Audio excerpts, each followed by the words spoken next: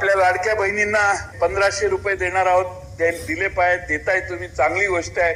मी असं म्हणणार नाही की आता ते 2100 रुपये लगेच तुम्ही द्या, कारण तुमची परिस्थिती बघितल्यावर, अर्थसंकल्प वाचल्यावर मला ते धाडस होईना की तुम्ही आता 2100 रुपये देऊ शकाल अशी.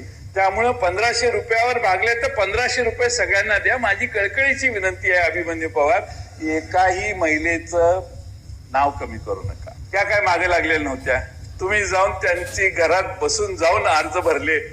स्लॅबचं घर आहे, एअर कंडिशन घर आहे, टीव्हीचं आहे का, 2 चाकी आहे का 4 चाकी आहे, हे आता चौकशी करणं बरोबर नाही. त्यांनी मतदान केलं, निवडून दिले, तुम्ही सगळे निवडून आला.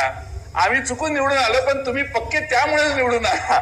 त्यामुळे तुम्हाला निवडून आल्यानंतर आता त्यांना कमी करणं म्हणजे निकष लावणं, हे एकही महिला, सगळ्या नाही तर त्या झाशीच्या राणी होतील आणि मग ते फार पंचायत अभिमन्यू पवार गावाकडे जाताना होईल. त्यामुळं कुठल्याही महिलेचं नाव कमी करू नये अशी आमची कळकळीची विनंती आहे.